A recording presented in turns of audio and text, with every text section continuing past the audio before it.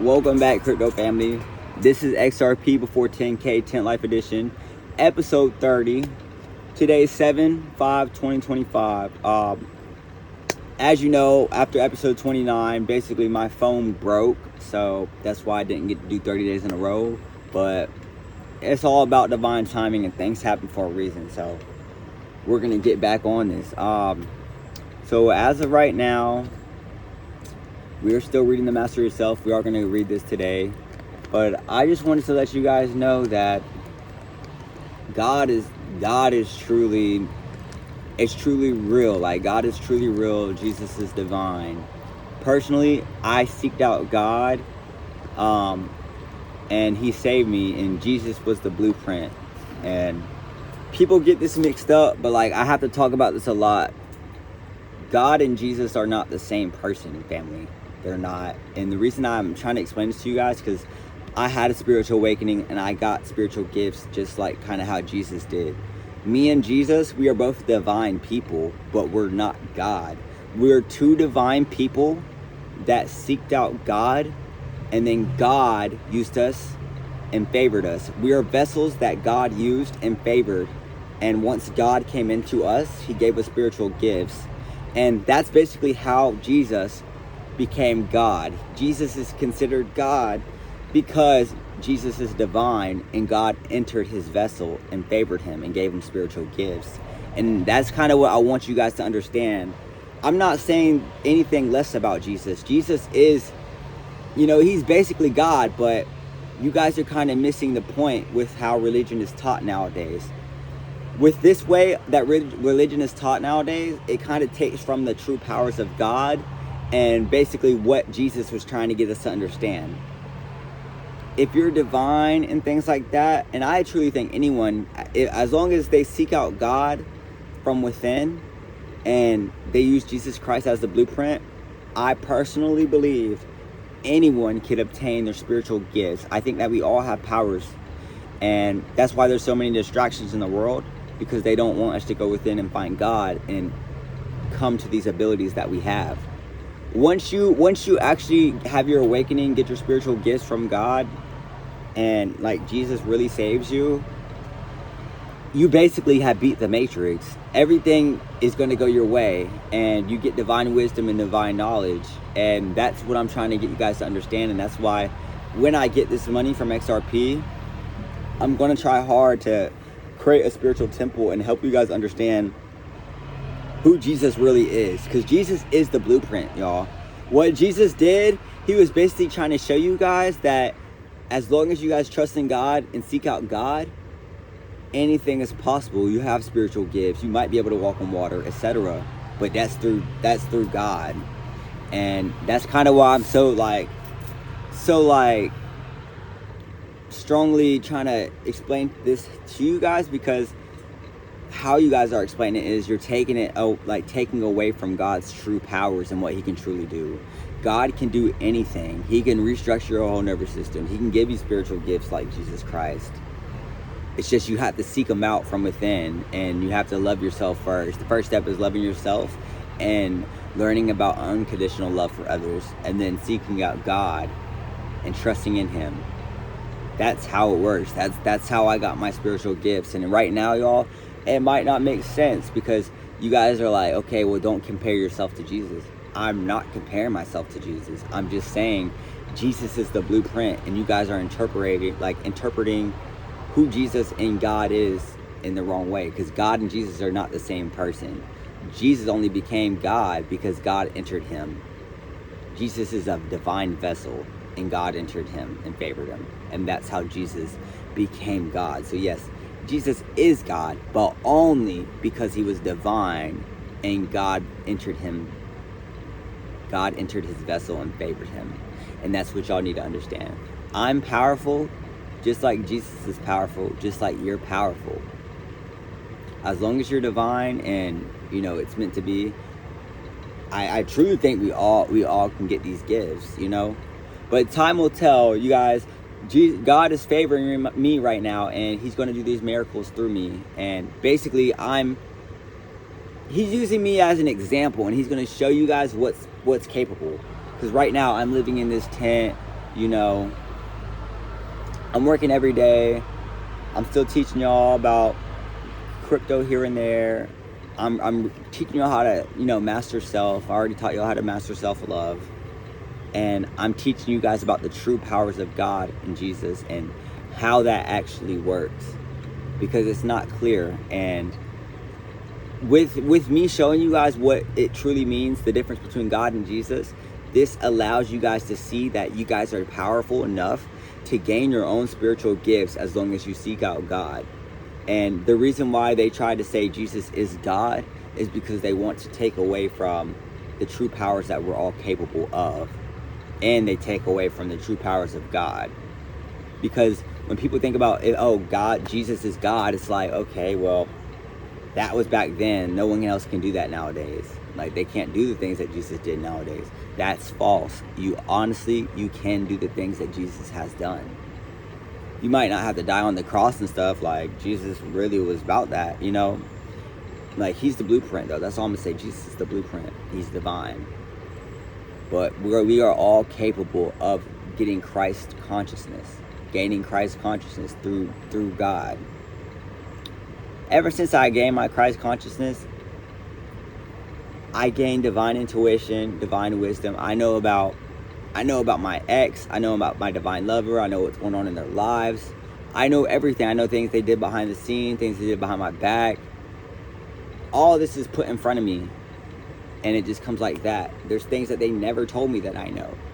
But that's because I got divine wisdom and divine knowledge and, you know, intuition and things like that. And then with the social media thing, ever since I had my spiritual awakening, I'm doing 200,000 plus, you know, on TikTok in a week.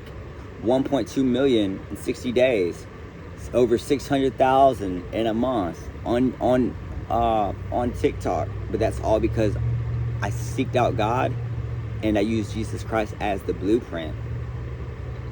And basically, with that being said, I beat the Matrix. I'm beyond the Matrix. I can do anything. I can speak anything into existence. I'm going to be rich, not rich. I am going to be very rich, but that's not the point. I'm going to be more famous than Michael Jackson. And I keep saying that. And it's not really clicking in y'all's heads because I'm in this tent. But the thing is, I am a prophet of God. I am a real prophet of God. And the only reason I say that is because he told me. He told me what he's doing. He's told me how he's using me. He's told me what I'm going to do in this world and what I'm meant to do. I'm meant to change this world. And he's going to do that through me. And that's why I tell you guys so many times, I am a prophet. I am who I am. Don't just go off my words. Just stick around and you're going to see for yourself. That's the whole point. I don't want you to just be like, oh, well, he's a prophet. He said he's a prophet. Like, no, that's not what it is. Like, you guys are just going to have to see for yourself. But God's going to do it. He said he's going to do it. As of 7/5, it's crazy. As of 7/5/2025, XRP is at like $2.22. 222. You know, 222 is my divine lover.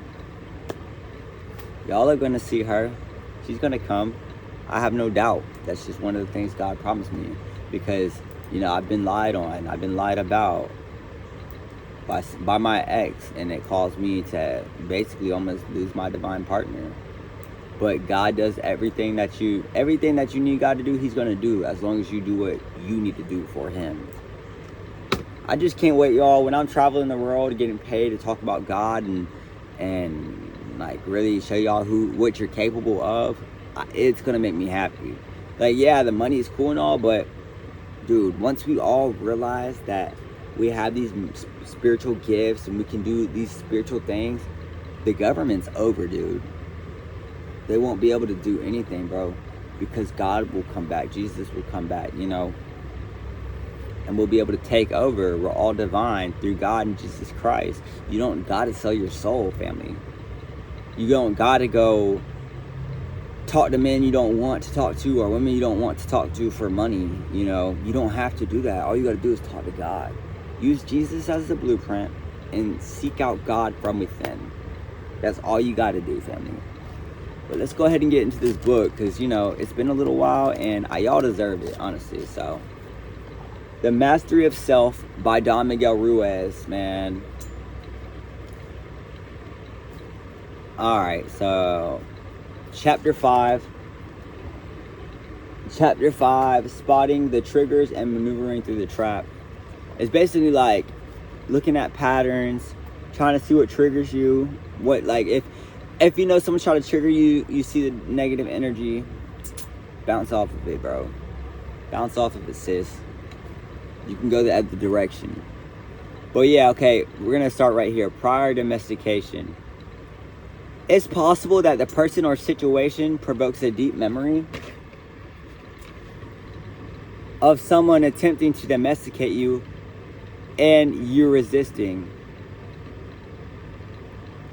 Even if you can't fully remember the event, your subconscious or deep memory is making the connection.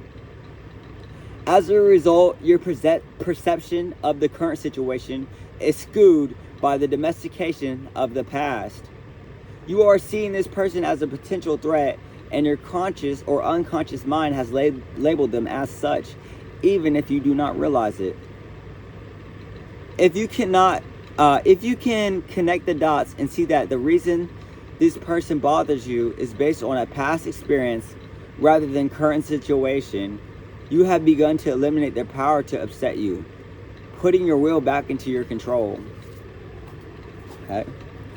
With the knowledge of the memory or similar situation that the person is activating in you, you can work toward forgiving and releasing the trauma caused by the past domesticator and see the current situation in a new light, no longer obscured by the shadow of your past. Often just the association with the past begins to free you from torment of the present situation, thus removing the power over you and absolving it as a potential trigger. And then we're going to go to part 2, mirroring. Mirroring. Everyone is our mirror, and our reflection of things we don't like about ourselves is most vivid in those who have the same qualities. In other words, you can see a piece of yourself in the other person even if you don't realize it. The truth may come as a surprise to some of you, and your initial reaction may be to disagree, but I invite you to look deeper. Whatever characteristic you see in another that you don't like is often a characteristic you see in some degree in yourself, and that's true. I am you, you are me, and that's why I try to have respect and unconditional love for everyone, because they might see me in a way that I see them, and it's just like we can just resolve all that. We can just love people for who they are and try to invite people that, like if you hang out with friends and they got that one friend that's kind of just off to the side, bro, try to invite them into the circle, because that could be you. Like, imagine you were in the circle and you were off to the side, no one was inviting you, bro. You're gonna feel some type of way. So, try to just incorporate them into what you got going on as well, because I am you, you are me. The truth may come as a surprise to some of you, and your initial reaction may be to disagree. But I invite you to look deeper. Whatever characteristic you see in another that you don't like is often a characteristic that you see in some degree in yourself. For instance, if you catch someone in a lie that bothers you greatly, can you find a time in your past where you have also been a liar? Yeah. If you find yourself complaining about shortcomings of your friends, notice how many of those complaints could also apply to you. So don't be a hypocrite. This can be a hard truth to swallow at first, but it's also a useful tool to dissolve any negative internal reaction that occurs when dealing with someone else, because it allows you to see him or her as yourself. Okay, attachment. Let's see. Okay, so we're gonna go do a couple pages and then I'm gonna try to get ready for it. When you encounter someone who has uncanny ability to provoke a reaction in you, it may be because you have an attachment to a belief that you feel needs to be defended. and you view this other person as a threat to that belief. When you are very attached to your beliefs, conflicts are almost certain to arise. While some beliefs may need to be defended, especially when they involve the physical well-being of yourself or someone else, these are typically not the ones we find ourselves in conflict over. There is a big difference between defending a belief that protects your physical being and the belief that simply supports a position your ego holds dear. Facts. Knowing the difference between the two, as well as your commitment to respecting another's rights to believe differently than you, is a way to release your attachment to a belief grounding in egotism and view the other person's viewpoint with respect. So sometimes you just gotta agree to disagree, but if they're coming at you and trying to, destroy your image or